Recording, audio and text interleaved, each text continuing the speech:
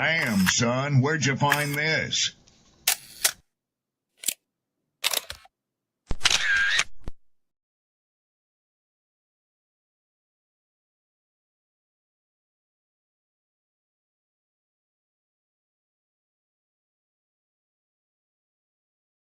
People don't be offended by the truth.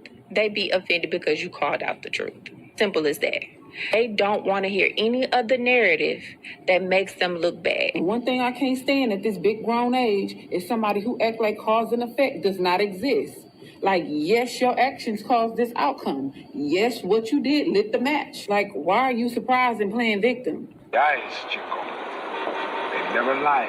That's how you know somebody doesn't respect you. They listen to reply, not to be understood. They cut you off. They minimize what actually matters to you. They laugh at your boundaries, and then they call you sensitive when you try to hold the line. They show up late. They cancel last minute, forget the things you've told them, because in their world, your time, your energy, even your voice aren't a priority. They're just an option. You see, there are two kinds of people. Those who adjust when they realize they've actually hurt you, and those who expect you to adjust so they don't have to change. You don't need to be disrespected loudly to be disrespected deeply. Sometimes you'll see it. It's just in their tone, in their patterns, in the silence after you're known. Respect isn't what they say when they're watching. It's how they act when they think you'll tolerate it.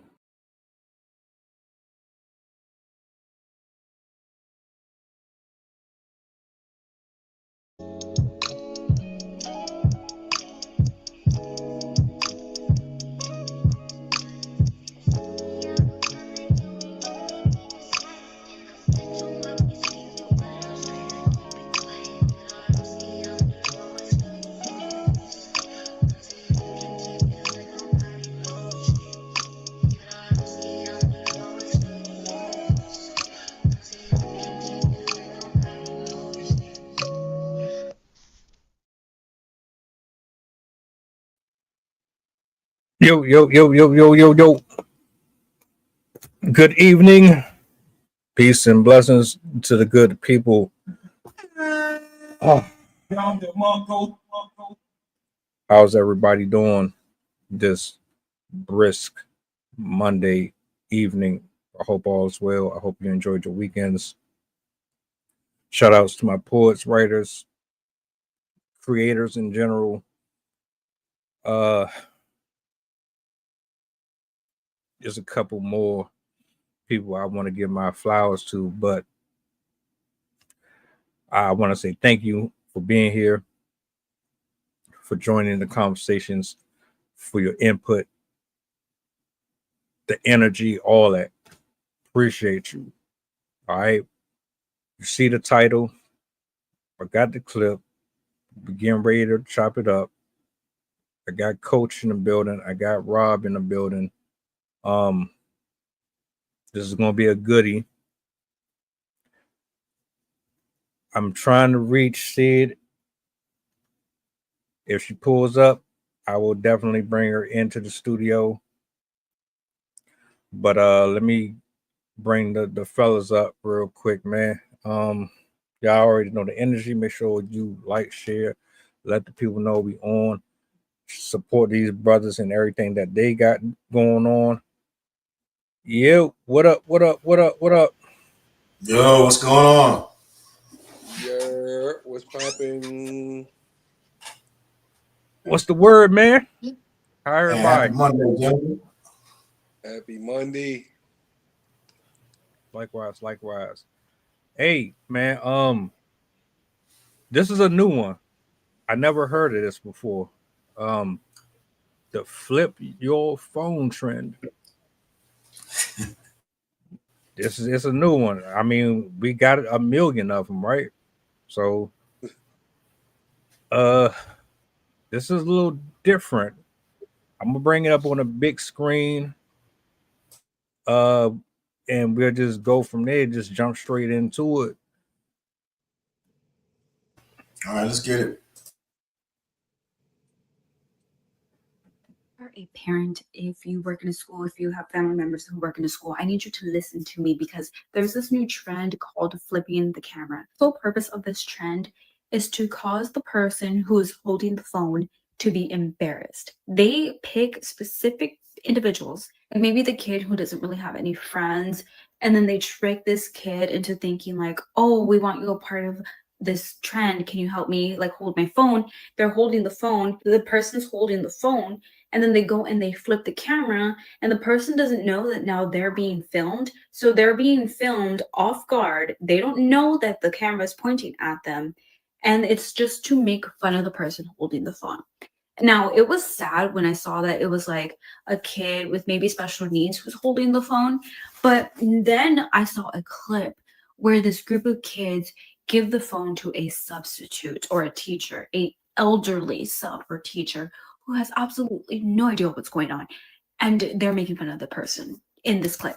That could be your grandma, that could be your mom, that could be one of your relatives that these kids are going and making fun of because they think it's fun. Now, Texas has done away with phones in the classrooms, but kids are also doing it in the parking lots at schools. They're doing it at football games. They're doing it all over the place. They're doing it inside the stores. So if you have a kid that comes up to you and says, can you hold my phone? Say no. Say no.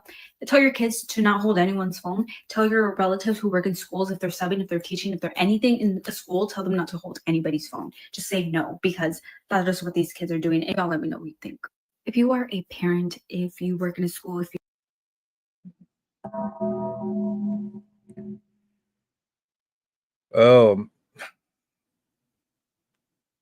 Sid, you just came at the end of the video. How are you, first of all? How's your day going? Doing pretty good. We took my son and daughter to a museum and got back a little bit later than expected because of the traffic. But it was pretty cool. It was it was like a physics / like, I don't know, like it was a science type museum, like science exploration and how things work and stuff like that. So it was pretty cool, very hands-on. They had a ball pit, which of course that was my kid's favorite stuff, but I really enjoyed the hurricane simulator. As you probably would wow. get. What did you enjoy about the simulator? I thought it was pretty cool that they put it at hurricane speed, so you could actually feel what it would have been like to actually be out in a hurricane. As you probably know, I love weather and wind and stuff like that, so it was pretty interesting to feel what it would have been like. You know what it'd be? I want to jump in one of those things, you know, like it's like you skydiving, but it's just, is that what you like? I want to jump in one of those. That'll be dope. I did that for my 13th birthday. It's super cool. Nice. Adrenaline junkie, huh, Sid? When it comes to nature, yes, but certain things, not as much. Like, I like traditional roller coasters, but flipping me upside down, nah, I'm good. Hey, Sid, when you were at the museum, did you see anybody? Did you hold anybody's phone? Besides my own, no, I did not. I'm assuming that's what this is about. Yeah, did you see anybody swapping phones and you know, doing the latest trend that was going on while trying to learn science at the same time? Is it like they're actually like flipping their phones in the air or something? I'm about to look it up to see what this is. Well, what I can do, I'll run it back one more time for you. It's like a minute 39 seconds. You have family members who work in a school, I need you to listen to me because there's this new trend called flipping the camera. The sole purpose of this trend is to cause the person who is holding the phone to be embarrassed. They pick specific individuals, and maybe the kid who doesn't really have any friends, and then they trick this kid into thinking like, oh, we want you a part of this trend, can you help me like hold my phone? They're holding the phone, the person's holding the phone, and then they go and they flip the camera, and the person doesn't know that now they're being filmed. So they're being filmed off guard. They don't know that the camera is pointing at them, and it's just to make fun of the person holding the phone. Now, it was sad when I saw that it was like a kid with maybe special needs who's holding the phone, but then I saw a clip where this group of kids give the phone to a substitute or a teacher, a elderly sub or teacher who has absolutely no idea what's going on, and they're making fun of the person in this clip. That could be your grandma, that could be your mom, that could be one of your relatives that these kids are going and making fun of because they think it's fun. Now, Texas has done away with phones in the classrooms, but kids are also doing it in the parking lots at schools. They're doing it at football games. They're doing it all over the place. They're doing it inside the stores. So if you have a kid that comes up to you and says, "Can you hold my phone?" Say no. Say no. Tell your kids to not hold anyone's phone. Tell your relatives who work in schools, if they're subbing, if they're teaching, if they're anything in the school, tell them not to hold anybody's phone. Just say no, because that's just what these kids are doing. And y'all let me know what you think. If you are a parent. And there you have it. Are they holding it so they don't see the screen? Like, how would you not see if you're? I guess if you're, they'd have to have the camera facing them. That's the only part that I don't get. I'm like, how do you not notice that? Like, is the screen away from them? I would think I can think of is they're holding the phone to take a picture, but the screen is on them, so they're looking at their face. But I used to do that to be funny for the people that I was supposed to be taking pictures with. So I guess they're saying now that's something that's more or less offensive. Because I guess they may not be aware, because she did mention some folks that maybe have some disabilities, so they might not catch on. She also mentioned some people that may be older when she says the substitutes, the older substitutes. So maybe someone that doesn't know how to necessarily work the electronic device, and they're taking advantage of it and laughing about it. I guess that's what I took from it. Zay, what's going on, brother? Just a quick recap. So what we got here is a trend that people are using is essentially bullying. That's what it comes down to.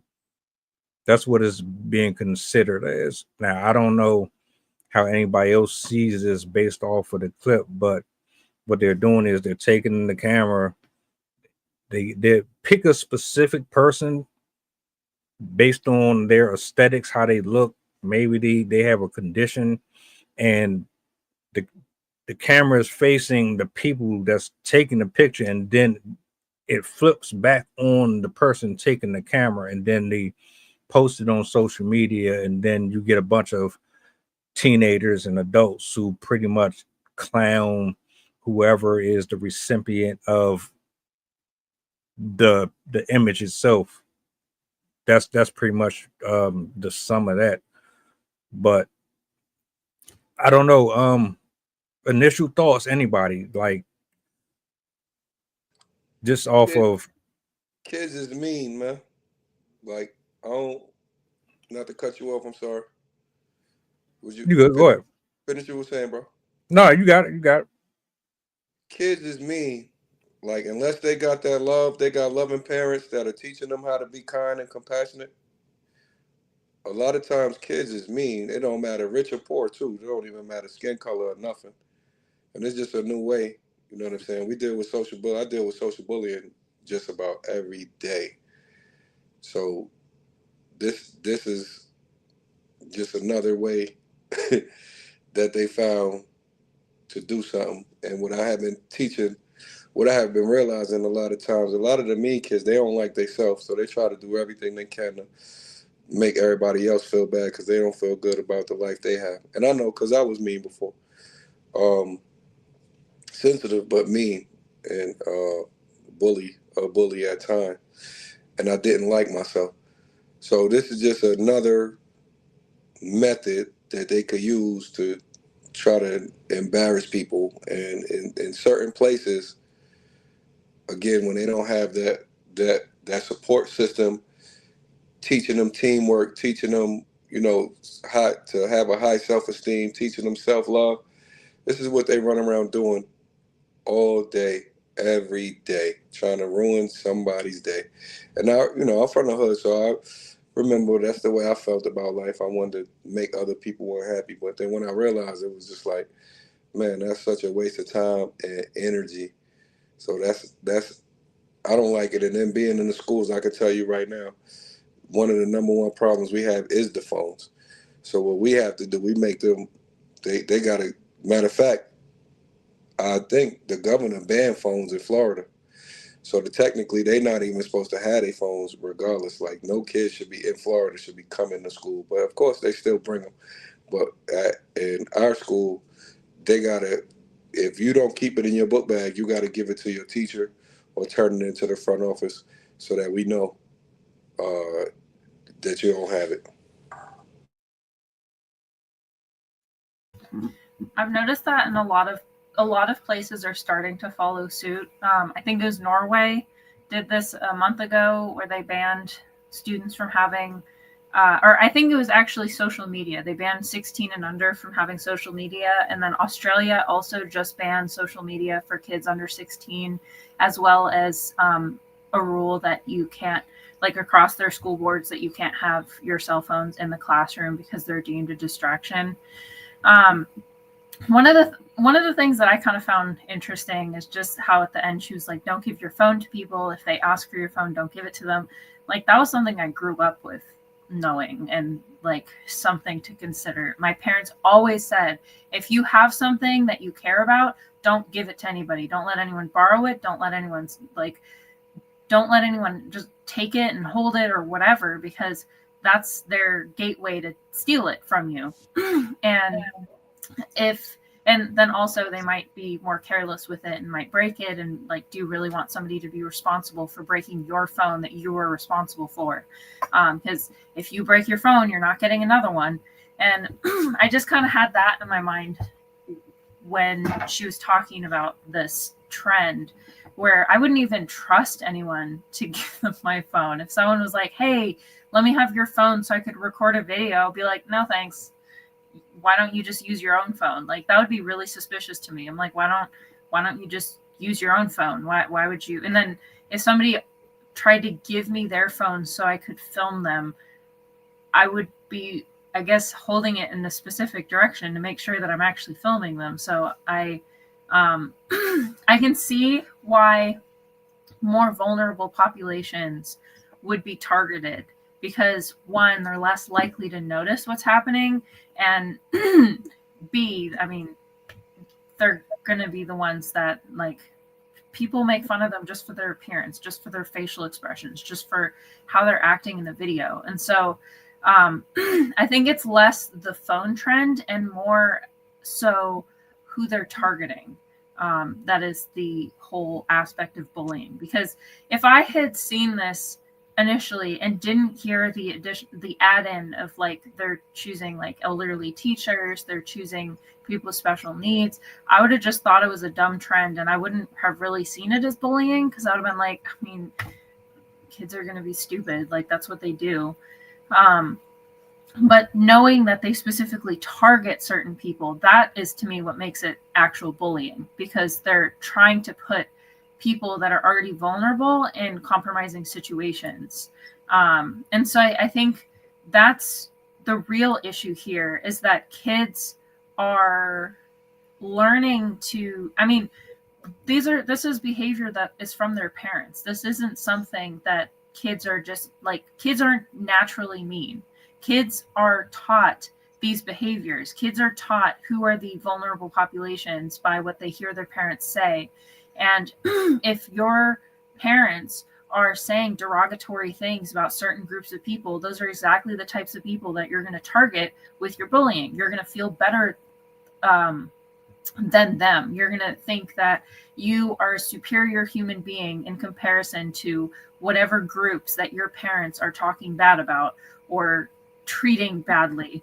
And so again, kind of like our discussion last week, this is yet another indicator of how parents are not teaching kids the right way to act. This is, again, a reflection of the parenting that is going on, not the kids, because it is a reflection of the kids, but it's very much a reflection of the kids' parents and what they're being allowed to do, what they're being exposed to, what is being permitted in the home. Because I guarantee it, a lot of these parents are probably going to have the same reaction that we saw from those kids that beat up and attacked that pregnant woman and her children. They're going to be very dismissive. They're going to blow it off. They're going to, oh, it's no big deal. Why are you coming after my kid? They're just being kids. But this is exactly what we can't allow, because by permitting minor infractions like this, it paves the way for future violence towards people, because it allows them to become comfortable with being aggressive towards others, being being comfortable with shaming other people just because of who they are. And again, it paves the way for worse bullying, because it allows them to see that they can get away with it, that, oh, it's not that bad.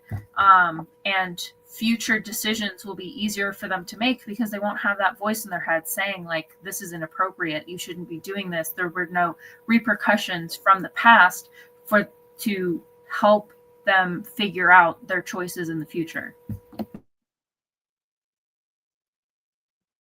Zay, how you feel about this? We giving too much power over to technology? Are we putting too many devices in front of these kids' faces? Is this a part of the problem? Is this just something that is in addition to what is lacking in the household to you? Like, what's your thoughts? Well, I mean, like, here's one thing. I was born at a time where there wasn't much technology, but it was also coming about, if that makes sense. It was starting to be around the world. It was starting to come make a change. And it was helpful, it was beneficial, but it was also taken away from normal things like going outside or, just interacting with humans. It started out in little tiny ways, but at the same time, it helped in so many ways too. And I understand there's a lot of bullying going around, but like I said, this is not just about technology. This goes with anything. I feel like it's the person that wields the sword, if that makes sense. It's not the sword that has the power. It's the person that wields it. And there's so many different factors that go into it, but I do think technology could be beneficial if people just use their heads, not have technology control them, but control the technology, if that came out right. What do you guys think from that standpoint? Hey, I think that was a great point. I think you have to be aware of the age gap, because we tend to show the distance and the separation by talking about how we grew up and how things were, maybe 10, 15 years ago.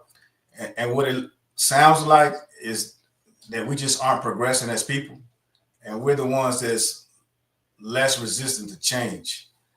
I think as the technology grows, you need to educate yourself.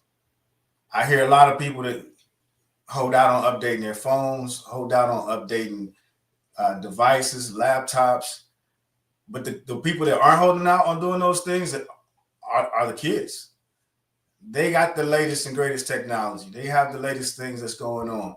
And as they're educating and as they're learning, I think the parents, uncles, aunts, whomever, they aren't necessarily educating themselves and staying current with the times.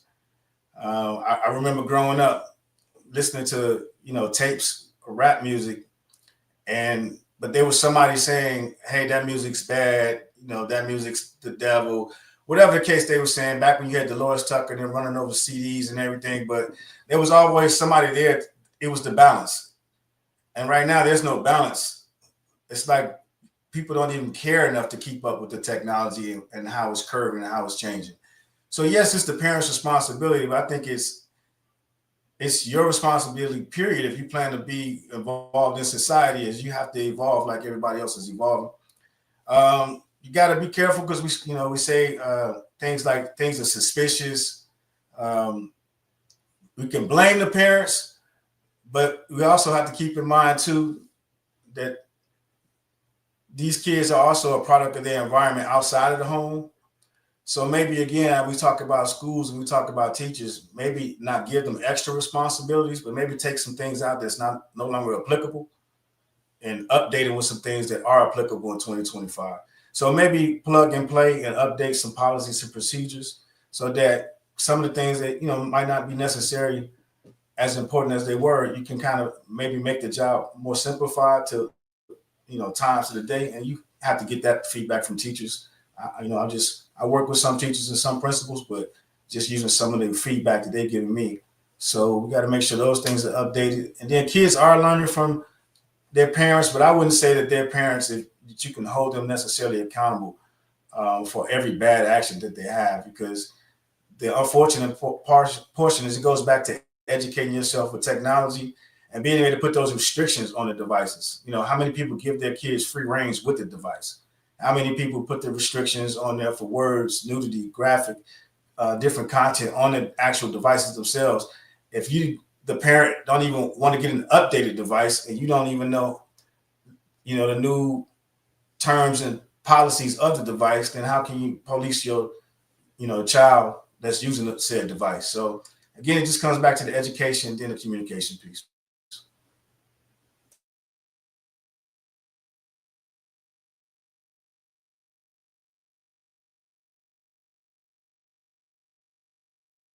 Hit that mic. You can be doing everything right in the world, but as soon as your child leaves out of that front door, you can't predict nothing. Your hope is that you're teaching them enough to where they keep and retain that information when they are not around you, because they're developing their own individuality and you can't be on top of them 24 hours a day. What you said, I absolutely, I felt that, especially with, are you really involved in monitoring or setting up the proper measurements on these devices to ensure that, well, I can limit it as much as possible, but still, even at the end of the day, you're doing that part, but you still got to understand, we were young too. We found ways around that stuff. Right. So when it all boils down to, I agree, parents do have a part in it, but I think that their part to me comes in when you're not around me and now you're engaging with other students, you're dealing with other teachers and other elderly people, and you're using these different tools for whatever purpose you are. Are you representing me properly when you're not in my presence? Or is it a different version of you? How many times, Rob, have you had situation with a student, or you've witnessed a parent say, my child would never do this? They're the best thing that ever happened to the world in general, but you see something different than what the parents see. And that's, I think that part doesn't get addressed enough. So as far as with the video itself,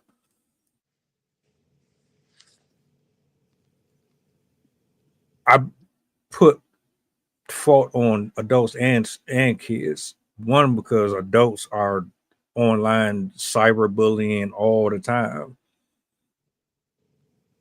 We don't hold them accountable for trolling. We don't hold them accountable for telling people to off themselves. We don't hold them accountable for just meaningless, pointless use of arguments that's just there just to cause problems for no apparent reason. Like, there's a lot of factors that go into it, and when you got kids looking at you do it, they're gonna think it's okay too. I never knew anything about the whole flip phone stuff. Like, the bullying that I remember was right there in your face. It wasn't through text messages and all that stuff. You were sitting in your classroom with them or at the lunchroom with them and all that. But this right here, yeah. Yeah, now look. First, I remember letting kids hold my phone and having to chase them down. Because you know how kids is. They trying to go in your photos, they taking pictures of you or whatever. And then I remember back in the days before the phones, little simple things like your bike. I remember the homie took my bike and went off about 8 hours. And I'm with Sydney to where you got to teach your kids to protect their property. Don't let nobody do nothing. Even adults too nowadays, especially when it comes to strangers. Like, I'm always in a position. You have some nice people, and a lot of times you could be a good judge of character. But if a stranger walked up 9 out of 10 times right now to use my phone, nah, B, I can't. You know what I'm saying? That's probably more than New York in me. You know, we antisocial. But right now, you got to teach the kids. You got to teach your kids how to protect themselves, and now it's their property, their intellectual property, whatever. Your phone, especially from people who don't value your they don't value your stuff. It's like if you're running around with a person that don't care about their life. A lot of times you're gonna end up caught up in a bad situation with them because they don't care. So if you got people that don't have the same things, or they don't value, or they have that attitude, at the end of the day, you got to tell them no. You know what I'm saying? And then you got to teach them too, where to even if they scared, don't act like it's like, you know what? I don't care. So and so told me to give them the phone, or they was gonna do. Nah, no, you can't have my stuff. You know what I'm saying? And that's where a lot of where parents come in, because you got to teach your kids to be tough, but they ain't all got to be fighting. They don't have to be fighting. If your kid never had a fight, I would think that's a win in life. You know what I'm saying? But at the end of the day, that's just a natural part of life. So where they probably have 1 or 2 fights, but you got to teach your kids how to say no. You know what I'm saying? No, you can't have my phone. If y'all like that, whatever way you are, if you got a mean spirit or whatever, you got bad intentions, you got to stay from around me. I'm going to stay from around you. You know what I'm saying? And at the end of the day, even as adults, we got to protect our property and our spirits, because you never know. You know what I'm saying? So with all of that, I think that it could start from the home. Some kids is gullible or whatever, but at the end of the day, you really gotta instill in them, like, yo, this is your stuff. You better bring it home. Don't break it. Don't lose it.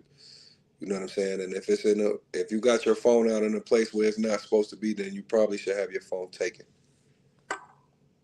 What's some things that you guys think that can help parents and kids? Because right now, a lot of buzzwords is people are calling themselves empaths. They're calling themselves, basically everything that's out there to identify themselves as being socially awkward or socially distanced. So what's some things you think that could help people out individually out there that can, as far as with young kids? Self-esteem, bro. Straight up. Self-esteem. Learn how to teach them how to love themselves. Teach them how to protect themselves. And teach them how to say no. You know what I'm saying? Not be influenced by things, not be influenced by drugs, not be influenced by the things they see on TV, not be influenced by other kids, especially if they got bad intent. You gotta teach them how to say no, man. That's the hardest thing right now, for to just be like, no, I'm going home. No, I'm not. Y'all doing that over there? Y'all my people. Whoop-de-whoop. Even from the hood, I was watching this thing, and it took a while to realize that, the toughest people from the hood was the people that lived in the hood and didn't get in no trouble. That is the toughest. Those is the gangsters to me. Like, that is the toughest thing you could do, to be able to stay in a tough environment and keep yourself out of trouble. And I know about 2 or 3 people like that to this day, and they are my role models now, because I was easily influenced because they was able to, they respected, they respectable, they tough, and they just knew when to say no, they knew when to separate. So you got to teach your kids when to listen, get out of Dodge if it don't feel right, if the energy is off, trust your gut, come home, you're not alone, you could tell me anything. And at the end of the day, protect yourself. You got to speak up. Protect your property. Don't let nobody just take nothing from you. Of course, if you're in a situation where they got a gun or a knife, or if it's 10 of them, then we could deal with that. You know what I'm saying? You got to come home alive. But at the end of the day, you protect yourself, man. If you got to scrap it out one time, squab it out, because we're going to be there right behind you to make sure that nobody mess with you again. But if you got to fight for your life to protect yourself, don't let nobody put their hands on you, take your property. A lot of kids don't have those role models there to teach them that. So they gotta navigate that on their own. And then a lot of times they don't go home and tell what be happening at the school because they be intimidated. You know what I'm saying? We deal with this every day, all day. So you got to be that one in their ear, like, yo, you valuable, you priceless, you loved, you'll never be alone. You gotta, I gotta send you out here whoop-de-whoop, but you have the right to protect yourself and your property at all times. This kind of makes me think of the other conversation we had about vaping, like young kids vaping. This is the type of stuff that you have to approach with your kid early. Like, you can't wait until they're in middle school, they're in high school, when they're starting to have issues for you to approach them about this type of stuff. You need to raise them so they know, number one, you are the person that they can always come to about anything. No matter what is happening, they can trust you. They can trust that you will protect them. They can trust that if something happens, even if they did something wrong on accident or even on purpose, not in the sense of like bullying, but like, oh, they let their friend borrow their phone and then their friend stole the phone. Even if they did have a part to play, that they're not going to get in trouble for telling someone that someone did something wrong to them, that it's not their fault if something bad happens to them, somebody mistreats them, somebody bullies them, and that they should always feel comfortable to come to their parents about whatever it is. And then also get that stupid mindset out of there of like, don't be a snitch. You wouldn't turn in your friend, would you? If somebody is being abusive towards you, whatever it is, verbally or physically or whatever, you're not a snitch. You need to get help, because again, that stuff can escalate. And then the other thing, what was that? I said, see something, say something kind of thing. Yeah, exactly.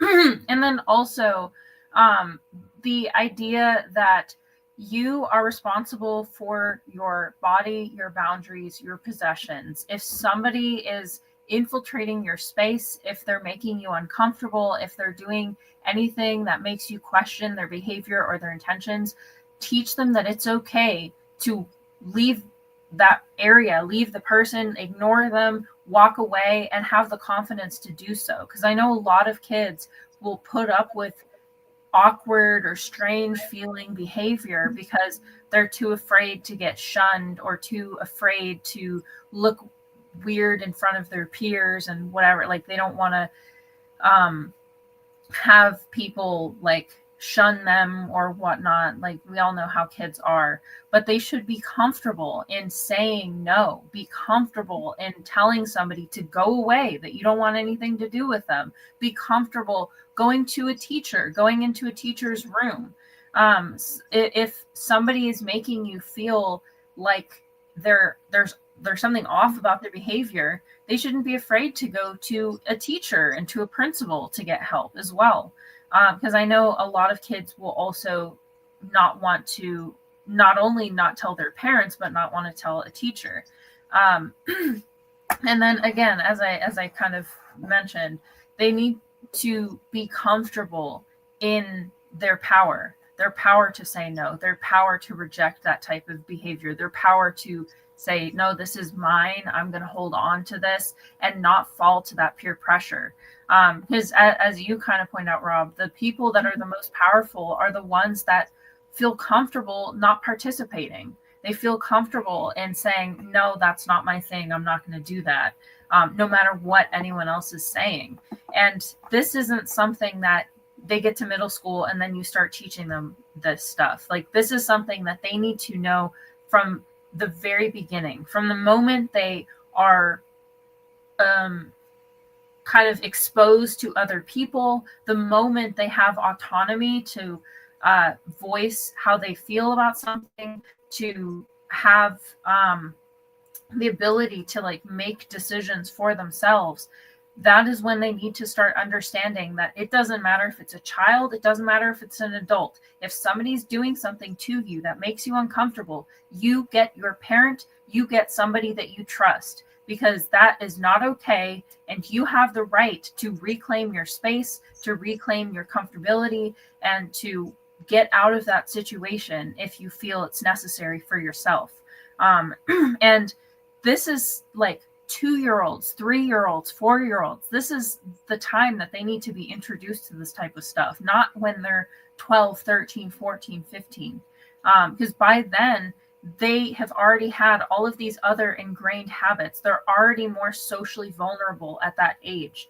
And so if they don't have those other types of habits ingrained into them, their own power ingrained into them, they're going to be far more susceptible to any type of peer pressure that is coming from either from adults or from other students.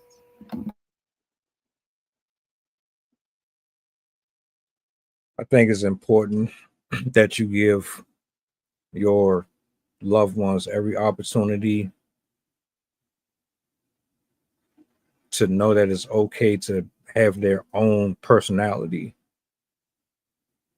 You got to be comfortable in your own skin. Either you're going to teach them how to do it or someone else is going to teach them how to do it, period. I would rather have those uncomfortable conversations with you inside the house than you have them outside the house. Because most likely you dealing with different spirits, it's going to mess up your frequency completely. That's dangerous because you're going to bring that into the house. And the man and woman in the house have to be able to prevent those specific things from entering and creating its own home inside of a structure that is designed to keep your family healthy. And if you're allowing your children to pick up on characteristics and traits outside of the house,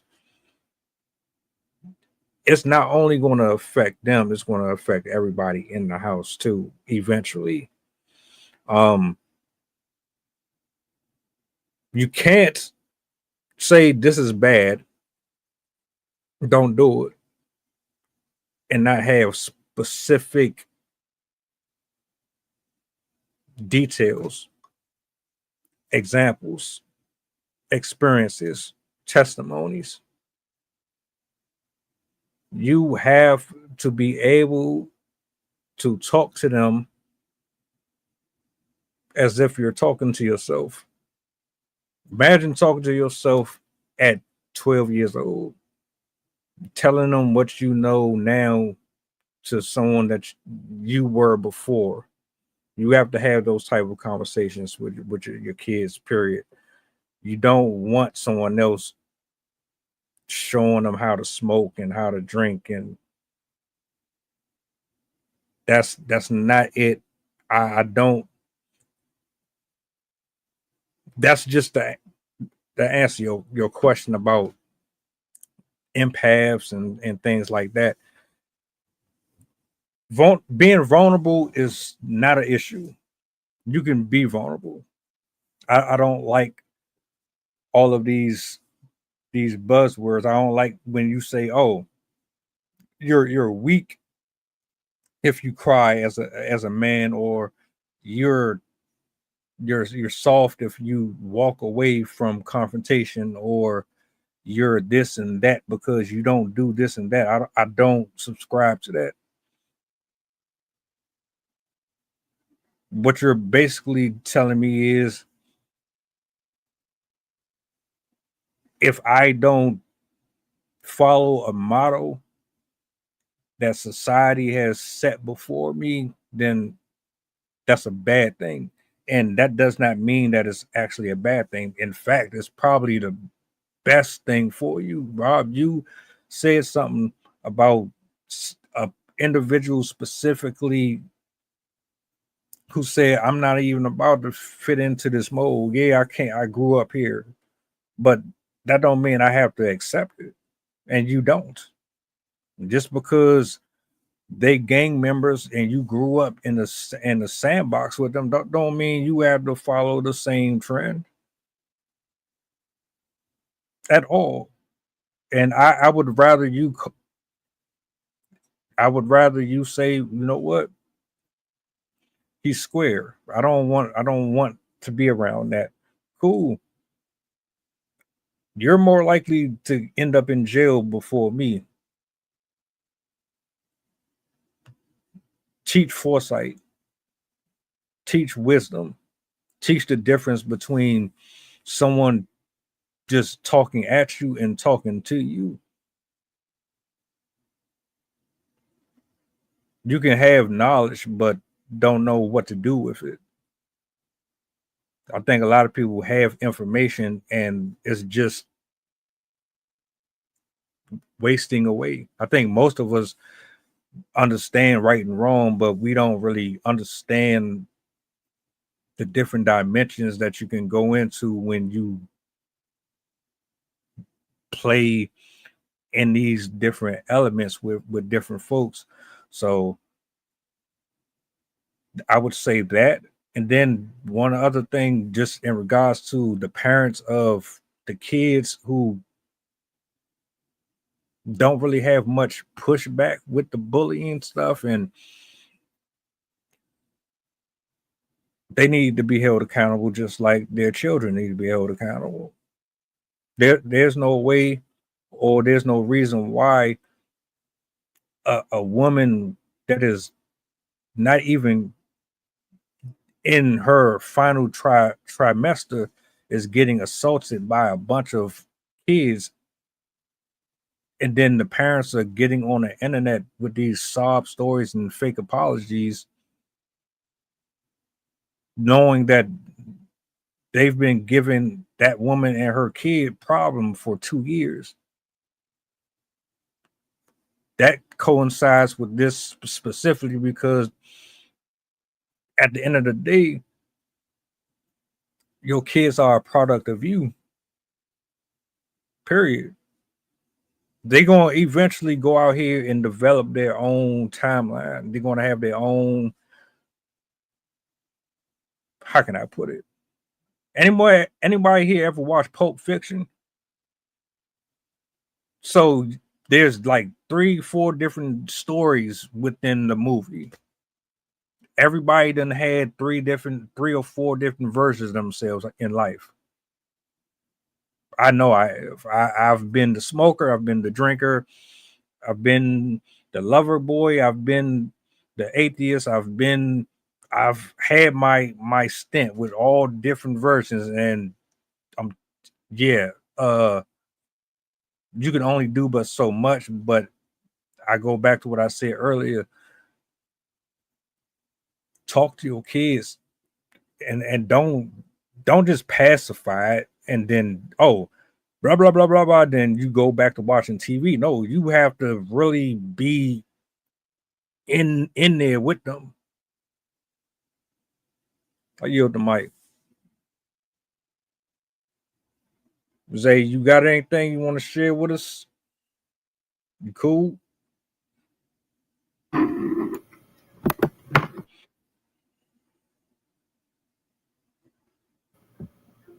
You all got valid points, and what you guys are saying is teaching me a lot because I don't have my own kids, so like learning what you're saying before I even have kids is beneficial for me because I can learn how to properly raise my kids the right way.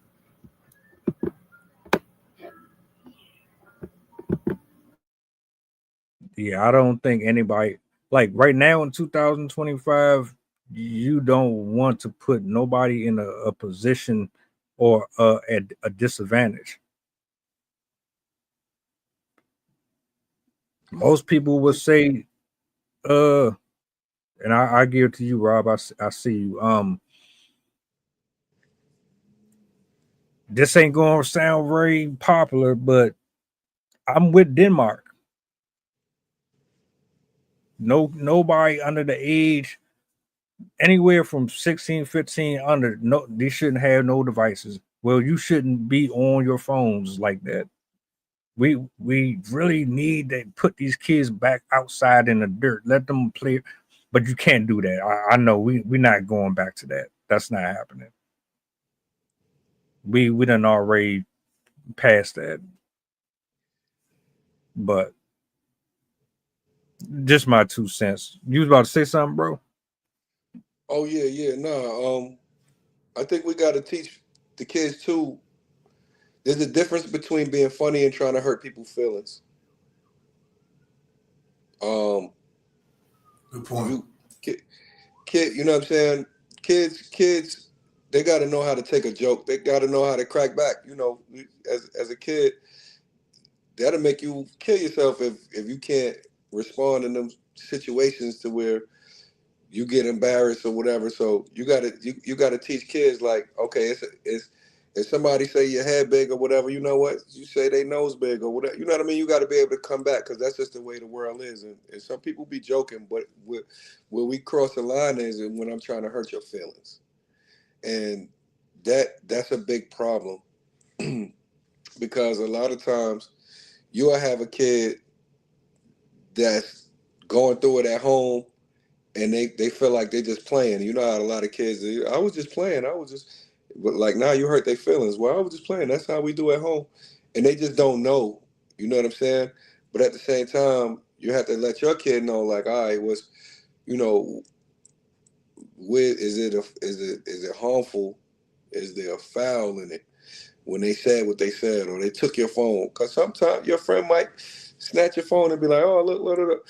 But there's a difference between, because after that friend will give you your phone back, make sure everything is deleted. They were just having fun with you. There's a difference between that than I took your phone, clowned you, and then put it on social media. You know what I'm saying? In those cases, yep, you got to punish everybody involved in that. You know what I'm saying? Because we in a time where it's so sensitive right now. Kids are suicidal, and you could be looking at them every day. I was talking to my lady the other day, and it's wild because you could be around a person every day and don't know nothing they going through, and the whole time they ready to end it, or they ready to, we call it crashing out now. They ready to crash out, or they feeling some kind of way, and then that's for adults too. You be at work with a person, and they come and they smile and they kiki and they get their work done, but on the inside they hurting bad. And these kids got it even worse because they got all these pressures coming down. They got all these pressures with the social media. Sometimes they don't have the best parents. They got to find out everything on their own. Sometimes they not eating.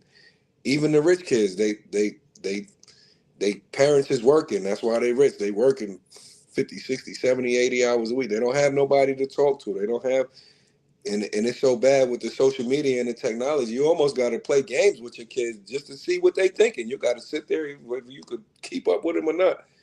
And people be going through it like that little, I call it the little voice in your head, whatever your conscience, whatever it is. You gotta figure out and try to be kind, but at the same time be able to take it and dish it back too. You know what I'm saying? Because you can't just be walking around soft. You know what I'm saying? You don't have to be fighting and all that, but at the same time, you got to be able to respond to where, because a lot of times you'll get respect to where if you just let somebody just clown you or whatever, they're gonna keep doing it until they realize, well, because a lot of times people want to fill you out. So we gotta find a balance between that and just as a response to what's going on, especially with the government and all that right now, we gotta be kind. You know what I'm saying? This way off topic, but they starving their own people now. I ain't never in a million years thought they had cut off the food stamps. So now we seeing all of this. The kids is being affected and they're taking it out on each other. So we got to teach the kids, what's the balance? What is the balance? Are you having fun? Are you just clown, or are you trying to hurt me? That's I'm with Sydney and all y'all to where when you're trying to hurt me, now I got to do that. That got to be stopped right there. Yo, so what I'll say is I watched Mike Epps. He did an interview the other day, and I thought it was pretty interesting because he said as a comedian, there's no real career path, right? He said typically it's the kid that's acting out in the back of class, that's the funniest, but get labeled as a troublemaker. It's typically the kid in the lunchroom, doing something hysterical, making everybody laugh, but they're typically labeled as a troublemaker. So it's kind of hard if somebody naturally has humor, that's an emotion, and you don't allow them to express it, so you have them suppress it. But you're a champion saying, hey, you should be able to cry and show those type of emotions. So now we're picking and choosing what type of emotions we want people to show. We're picking and choosing which type of emotions are acceptable. So I think we've had enough talented comedians right now. Eddie Murphy's getting praised right now with his biography and everything he got on Netflix. But I think if that was maybe a field that was more respected, because it takes an art to make somebody laugh, right? And then typically what you hear from comedians is it comes from a place of pain. So it comes from a place of pain, and they turn that with pain, which is an experience, which is also, if you go to therapy, it's accepted because it's trauma, right? So if you teach them to harness that energy and turn it into something positive, and it's looked at as a way of positivity, creativity, and art, because it is an art in order to make people laugh. So I think, again, it just goes back to changing perspectives and old ways of looking at things and doing things. I think we already answered our own questions, but we just pick and choose which ones we want to subscribe to. The other thing is, like we mentioned, the sports, as far as for maybe start pushing. You got so many things out there, like karate and taekwondo used to be really big back in the days. Right now, you got jiu-jitsu, you got, all these different hand-to-hand combat individual things that build self-discipline, it builds confidence. Maybe if the parent checks their ego at the door, that you may necessarily don't have anything to offer your child in that realm, but take them to someplace that does. If you went through something because you were an introvert or empath, or you just was not an outgoing personality, maybe look at that as an attribute that can help your child, growing up and doing different things. So I think if we just tend to look at things differently, I think we've already answered some of our own questions, but more or less as a society, as we looked at those things and just try to build everybody up, versus saying, well, I don't want my kids to go through this. I don't want them to go do that. Look at the logical standpoint. If they go out and learn an individual skill, then that means they'll be able to think for themselves. They'll be able to do for themselves. Like they say, I can fish for you and you can eat. Or I can teach you how to fish and you can eat for the rest of your life. You know what I mean? So different things along just got to adapt that mentality to different things. And then you mentioned, it was a great point. You say play games. You might have to play games to understand your kid. If it's some shit you're interested in, you probably do it. If it was throwing the football, if they shared a love of art like you did, whether it was basketball or volleyball, whatever it is, sometimes parents just need to not be as selfish and take that interest anyway. You know, you might not want to play freaking Minecraft, but, you know, get in there and get 20 minutes out of it and then meet them where they're at. And then that way you open up those doors and the opportunities to have those communication opportunities. So, you know, a lot of times we get stuck in our own ways because of our own mindsets and then how we were raised by our parents, you know. So I think, again, sometimes you just step to the side and get out the way. I think you'll be all right. And the last thing is the suicidal ideations. You know, a lot of times nowadays, again, this generation tends to communicate with emojis and not really complete sentences. So it's like you kind of unlearning the things that you've learned, but you step your emoji game up. You know what I mean? Because you speaking to them and asking them how they're doing, they aren't responding. They aren't receiving that information as far as, well, what do you mean, how am I doing? You know what I'm saying? So if you can't even get past, you know, the hello and that, then you're not going to be able to get to a deeper level. It's going to continue to stay shallow. And like I just saw today, the Slender Man or somebody that was online hurting people. And so they, you know, tend to gravitate more something towards that. So again, just try meeting them where they're at. Maybe not necessarily be stuck in your ways to, this is the way I was raised and this is how we did things. But if you got to get in there and play some Roblox or some Minecraft, you know what I mean? Get in there for 15, 20 minutes, you know, and that's a start. At least I think if you start to put that foot forward and try to meet them where they're at, I think that's, you know, a better approach than just not necessarily doing anything at all. I'm out. That makes me think of this piece of advice that stuck with me that I learned years and years ago. I think I might have even been in high school or college, where one of the early ways that you engage with your child is when they start to bring you artwork, don't guess what's in the picture. You ask them, hey, can you tell me about what you drew? Or can you describe this picture to me? Because then that gives them the opportunity to come to you with what they created. And it gives them a chance to show pride in their work. It gives them a chance to voice what they were thinking, what they were feeling, what they were imagining when they created this artwork, as opposed to, like, especially kids that are more shy or introverted. If you just ask them directly, sometimes the kids will just be like, yes. And then you don't get anything else out of them. And so it's really important to, like you said, engage with them where they're at and genuinely ask them about their interest, genuinely inquire into the things that they care about. And also a big thing, which is crazy to me that that parents don't do this, but get them things based on their interests. Don't just buy them the toy that every other kid is getting. Don't just get them the book that every parent that's popular right now or whatever. Like, get them things that they're genuinely interested in, that they're showing a love for, or that reinforces existing interests. Like the best example I have is from my own childhood, where I was addicted to animals. I absolutely loved animals of all kinds. And I remember one specific year for Santa's list, I wrote that I wanted a stuffed horse and a real horse, and a stuffed guinea pig and a real guinea pig, and like a bunch of stuff. And then my mom went out and got me all this like craft stuff. And like I could knit my own stuffed animal, or I could like painting and all this other stuff that I never used. And I was so disappointed because I didn't get a single thing on the list that I had asked for. And I mean, at the time I felt bad because I was like, I'm trying not to be ungrateful, and I tried to make an effort to use those things. But I remember being so disappointed that Christmas, like opening everything and not getting anything that I had asked for.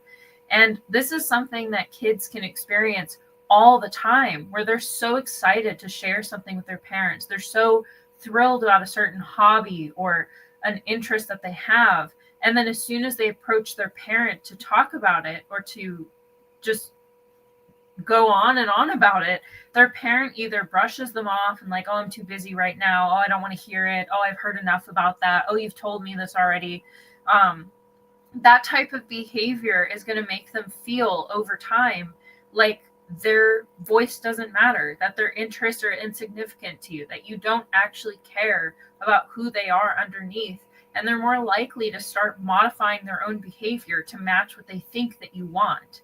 And that type of behavior is exactly what leads kids to either A, be the bully themselves, or B, be more susceptible to the bullying, because they're more likely to mold their behavior to match other people around them, because that's what they've been trained to do. They've been trained to mask their personality, to ignore who they are inside, to not exist in themselves, because it had been brushed aside so many times before by the people that were supposed to be there for them. And it's our job as parents to meet them where they're at and to encourage the things that already exist inside them that they love. And of course, you do have to introduce them to new things. Like, you can't just, you're only interested in these things, so I'm never exposing you to anything else ever. You still want to expose them to the world and have them learn different areas so they can see if there's other things that they're interested in. But it's also your job to reinforce the things that they care deeply about. Like, every kid has their passion, and a happy kid is one that has access to the things that they care about. Whether that's sports, whether that's animals, whether that's science or history or whatever. It's your job to reinforce that and give them the opportunity to dive deeper into those interests. And oftentimes, those kids are the ones that end up being the most successful in life. Those are the ones that end up in careers that align with their interests, and so they're more successful. They've shown it in studies time and time again that if you enter a career that you're passionate about, regardless of what the pay is, typically you're more successful than people that just take jobs for the pay, because your passion behind it allows you to progress and to push through even when you experience difficulties. Whereas if you're only in it for the money, there's a higher rate of people quitting those jobs and not being promoted because they don't have the excitement behind it that will make them stand out in a workforce situation. And so, as I said, basically, as a parent, it is your duty to be there for their child as they are. You're not there to force them to fit a certain mold, to dress a certain way, to act like all the other kids, or to do what's most popular. If they want to do what's popular, then sure, go for it. But if they're showing you specific interests, if they want to watch certain movies within reason, if they have certain things that they care about, those are the things that you should focus on. And I don't see a lot of parents doing that nowadays. I see a lot more parents that are basically like, I design your room, I choose your outfits, I choose the friends you hang out with, I choose the hobbies that you're in and whatnot, I choose the books that you read, and all sorts of different controls on them, hoping that they can mold their child to be what the parents have in mind that they want their child to be. But these children are not going to be happy when they get older. And it's going to get to the point where either they give up themselves, they give up their personalities, and they are unhappy with themselves, or they're going to cut off the parents once they're old enough to realize, you didn't let me be myself. And again, as I said, that type of mentality also makes them vulnerable to this type of bullying that we're seeing, because if they aren't allowed to be who they are, they're not going to have confidence in their decisions. They're not going to be comfortable being different than other people and going against the grain. And so they're more likely to allow and to cave to that type of behavior when they're exposed to it, because they don't have confidence in who they are. Well said. Well said. I want to go around one more time just to get everybody's bars off. If anybody, want to add on to what she said, or if you feel like we left something out, because I think we covered a lot as far as when it comes to children who are on the other end of the "oh, you're making fun of me" thing, but I don't know if we've necessarily addressed children who are using these things as a means of entertainment. Like, why are you continuously?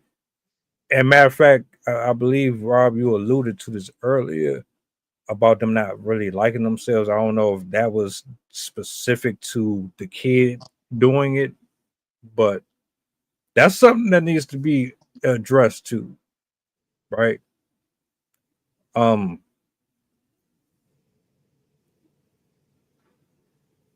Something is clearly missing there, and I don't know where the disconnect is fully, but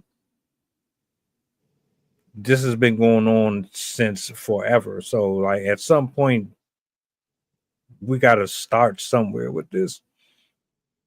So, I'm gonna turn it over to anybody who want to add anything on here. We'll Yo, wrap up. go ahead. Yeah, I'll Floor just is say yours. that. Oh, I'll just say that hurt people hurt people. You know what I mean? That's just one thing that remains true. Um, like you mentioned it, and obviously, if they're not feeling good about themselves, like DMX6 said, I see people having a good time, I'm gonna ruin it. You know what I mean? I think that's something up for you know what I mean You never for lie. anything. You know what I mean? If they're not happy, man, hurt people hurt people. So I don't think it's a deep dive that needs to go into it. So that's all I got. Yo, real quick, listen, and the phones is the new drugs, man. Yo, I'm addicted to social media. I'm 45. Tell you straight up, I can't even go 5, 10 minutes, 20 minutes, and it's bad too. And then not only that, my attention span short. It's hard for me to watch a video more than 30 seconds. So the phones is like the new crack. You got to listen, if you got children, two things, and I'm going to yield the mic. You got to learn, you got to do, you can't watch them all the time, but you need to know as much as humanly possible what they're doing, who they're with, where they are all day, every day, and how they feel. And then second, regulate that phone time. You got to, because we work, I'm at the school. You take a kid phone right now, they'll fight you. Take a kid, try to turn off a kid YouTube right now in these day and times. And that's a whole argument, a fight. You might get attacked. You know what I'm saying? Because these phones, they got us in the I saw the thing where it said the cell phone. It's working. It's keeping us in the cell. So as far as for the children, you got to regulate that and teach them balance. Like, all right, you know what? You got phone time, whoopty whoop, da da da da da. But you're gonna do something different today. You're gonna read a book. I had one professor one time, and she changed my life with this. She said for every 15 minutes her child gets to watch TV, she has to read a book for 30 minutes. Now we not, in the reading stages, but if you gotta read a book online or listen to one, whatever, we gotta balance that to where uh that phone is not controlling their mind. And then at the same time, we gotta hold people accountable because kids will sneak their phone to school. You wasn't supposed to bring that phone to school. I deal with that every day too. And they will do whatever is allowed of them. So we got another thing. We want to protect our kids and give them the things we ain't had. We also got to hold our kids accountable. And I'm talking from a perspective. I don't. I'm not an expert. Whatever. Even I've been in the school system, so I'm not an expert because all this stuff is new.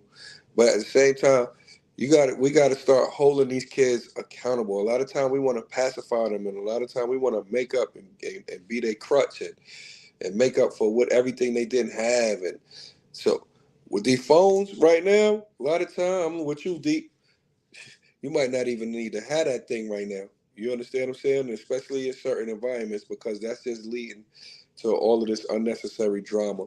So we gotta the phones is just as powerful as any hard drug, and we gotta acknowledge that, and we gotta find a way to fight that.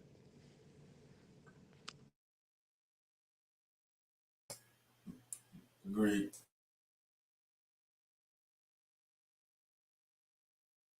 Yeah, I think everybody pretty much got their balls off. Shout out to Michelle Campbell.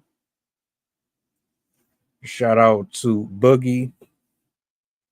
Shout out to Custom. I've seen a few faces in here tonight. Shout out to everybody on the panel. This was a pretty dope discussion, man.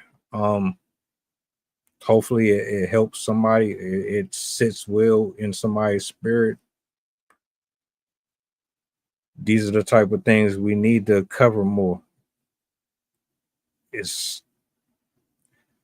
I'm with you, bro. I done picked up my phone a few times during the stream, and I gotta get away from it too, man. I gotta get back into reading myself. So I think, yeah.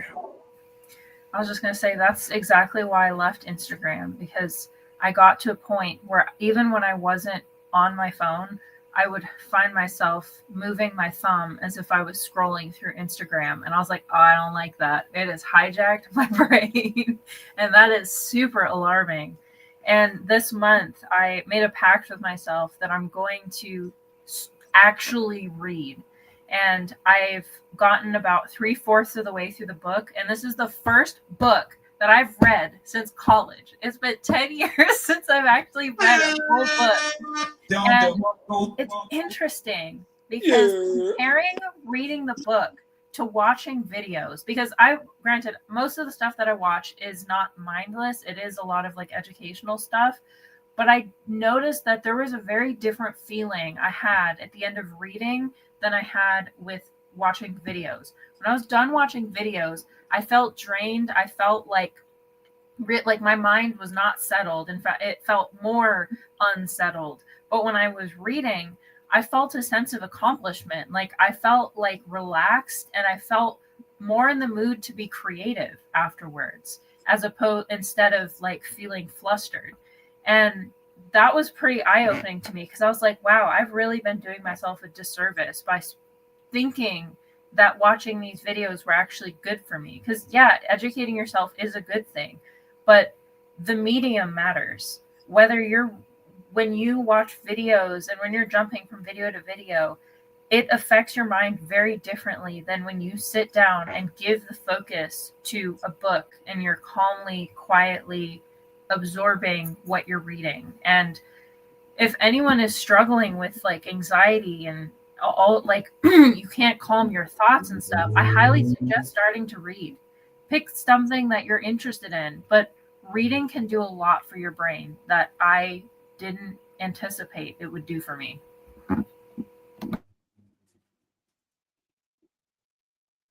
Anybody got any plugs? Y'all want to plug anything? You want anybody to check out anything while we here? My QR drinks ain't on this one for some reason. So cheap plugs, anything like that, man. Y'all got it.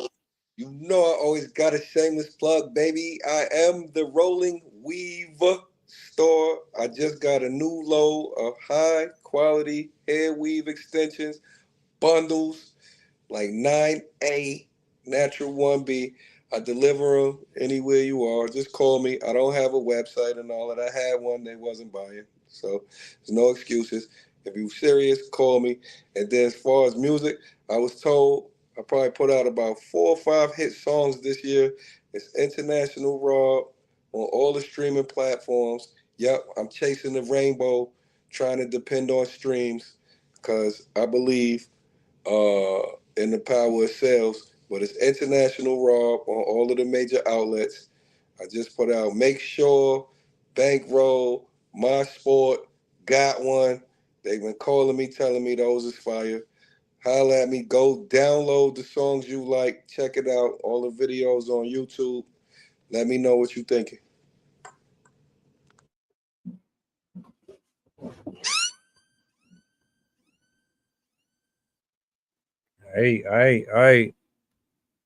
Hey, look, we about to get up out of here.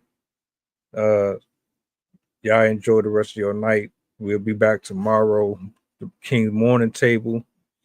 This whole week is about to be lit, man. If I don't chop it up with y'all tomorrow, y'all stay safe. Have a blessed evening, a blessed Tuesday. Don't stress. And yeah, enjoy the rest of your night. All right. Bye. Say bye-bye. Peace.